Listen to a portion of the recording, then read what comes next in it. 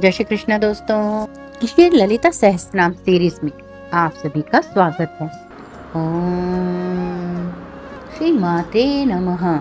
माँ ललिता अम्बा, जिनके तो नाम में ही वात्सल्य भरा है, करुणामयी और ममतामयी माँ ललिता अम्बा, जिनके 1000 नाम है और हर नाम का गूढ़ अर्थ है। और माँ का हर नाम ध्यान की ही एक अवस्था है। माँ का एक नाम आता है क्रोधाकारा कुशोज्ज्वला। माँ के एक हाथ में अंकुश नामक आयुध ऐसा दीख पड़ता है मानो क्रोध आकार लेकर आ गया हो। राग रूपी पाश और क्रोध रूपी आयुध, इन दोनों आयुधों से माँ ललिता अम्बा उज्जवल रूप से शोभित हो रही प्रतीत होती हैं। माँ के इस हाथ में अंकुश नामक जो आयुध है, कहा जाता है कि क्रोध को रूप देकर उसको अंकुश बनाकर श्री ललिता ने उसको हाथ में पकड़ लिया है। असुर संहार के लिए क्रोध अति आवश्यक है। क्रोध के बिना शौर्य विभजित नहीं होता।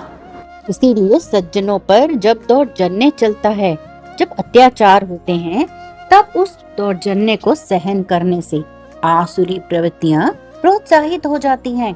इसीलिए समय आने पर क्रोध को हाथ में अवश्य लेना पड़ता है।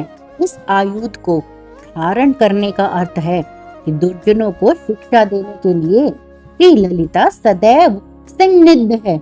यहाँ काम, क्रोध, लोभ, मोह, मद, मात्सर्य नामक जो विकार हैं, उनको राग और क्रोध में समावेशित किया गया है।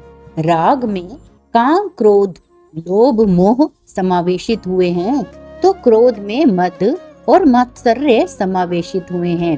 और ये मनुष्य में जन्म जन्मांतरों तक चलते रहते हैं।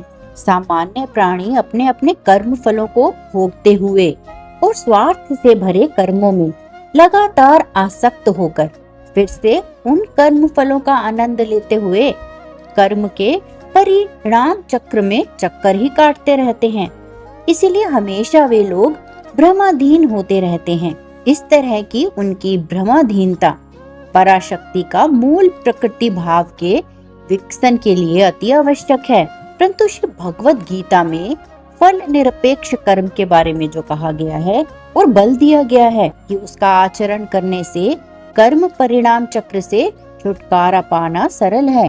अर्थात श्री कृष्ण कहते हैं कि अनासक्त हुए कर्म करो और कर्म के परिणाम की चिंता ना करो, क्योंकि तुम्हारे हाथ में तो केवल कर्म है, उसका परिणाम नहीं है। इसीलिए जो मनुष्य ध्यान के अभ्यास से योग की स्थिति में आ जाते हैं और अपने कर्मों को अनासक्त हुए करते हैं और कर्म के परिणाम की भी चिंता नहीं करते, ऐसे लोग समाज में उदाहरण प्रस्तुत करते हैं। और ऐसे साधकों के लिए माँ ललिता मोक्ष प्रदायिनी बन जाती हैं। और ऐसे लोगों पर माँ के पाश और आयुध कार्य नहीं करते। माँ के हाथ में राग रूपी पाश और क्रोध रूपी अंकुश सृष्टि विकास और संतुलन की स्थिति लाते हैं। सृष्टि का संतुलन करने के लिए, अपने भक्तों की रक्षा करने के लिए और आसुरी प्रवृत्तियों का संहार करने के लिए ही माँ पाश और अंकुश अपने हाथ में लेती हैं